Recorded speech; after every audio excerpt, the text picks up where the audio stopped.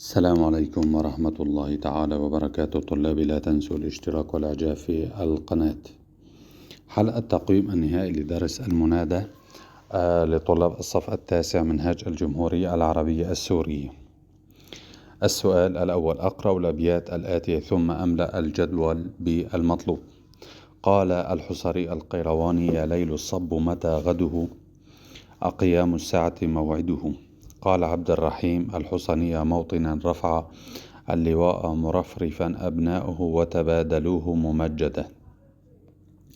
قال نزار قباني: يا دمشق البسي دموع سوارا وتمني فكل صعب يهون.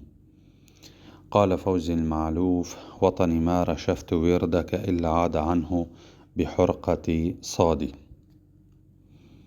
الجواب: المنادى المبني المفرد علم دمشق. المنادى المبني النكرة المقصود ليل. المنادى المنصوب النكرة غير المقصود موطنا. المنادى المنصوب المنادى المضاف وطني. السؤال الثاني: أملأ الفراغ بما يناسبه من أنواع المنادى. أيوسف أكرم ضيفك. يا تلميذا واظب على أداء واجباتك. أي بني تجاوز عن المسيء. يا أيها الجنود دافعوا عن أوطانكم. السؤال الثالث: أشرح البيت الآتي ثم أعربه. قال جواهر مشتاقا إلى أرض وطنه: حييت سفحك عن بعد فحييني.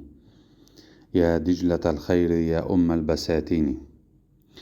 الشرح: ألا ألقيت عليك السلام وأنا في بلاد الغرب، يا بلدا يعم فوق الخيرات والنعيم، فألق علي سلام تعيد الحياة والأمان إلى قلبي. حييت فعل ماض مبني على السكون لاتصاله بتاء الرفع المتحركة. التاء ضمير متصل في محل رفع فاعل. سفحك مفعول به منصوب وعلامة نصبه الفتحة الظاهرة. الكاف ضمير متصل في محل جر بالإضافة. عن حرف جر. بعد اسم مجرور. حييني فعل أمر مبني على حذف النون لأن مضارعه من الأفعال الخمسة. ياء المؤنثة ضمير متصل في محل رفع فاعل. النون للوقاية. الياء ضمير متصل في محل نصب مفعول به. يا حرف نداء. دجلة منادى مضاف منصوب.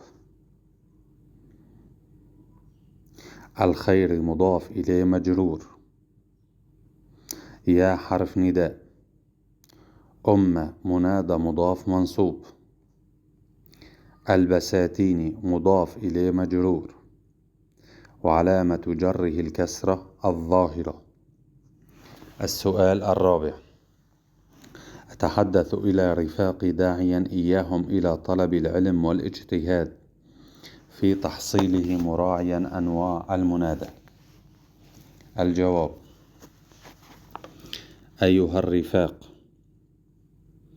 أيتها الرفيقات، العلم نور والجهل ظلام، فيا رفاق، انهجوا طريق العلم، لأنه الأسلم لكم. وأيقن يا طالب العلم أنك لن تحصل العلم إلا بالجد والاجتهاد والعمل. فيا طالبا علما، أرشدك بأن تخالط وتجالس أهل العلم وتأخذ عنهم، فهم نجوم تنير دربك. أيا طلابا كونوا بدراستكم حصن الوطن ومنعته. فيا طالب العلم، اجعل تعبك في سبيل العلم لتساهم في التقدم والتطور.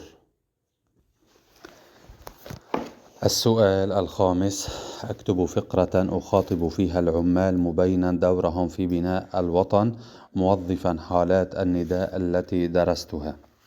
الجواب: أيها العمال، يا بناة المستقبل، بأيديكم يبنى الوطن ويرتقي.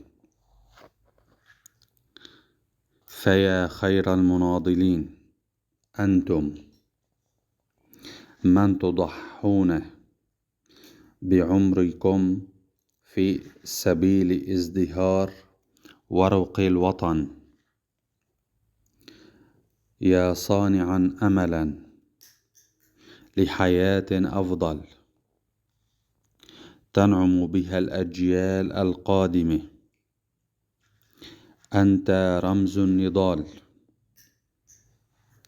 فيا عماد الوطن، بورك نضالك وجهدك وتعبك. طلابي، لا تنسوا الاشتراك والإعجاب في القناة، والسلام عليكم ورحمة الله تعالى وبركاته.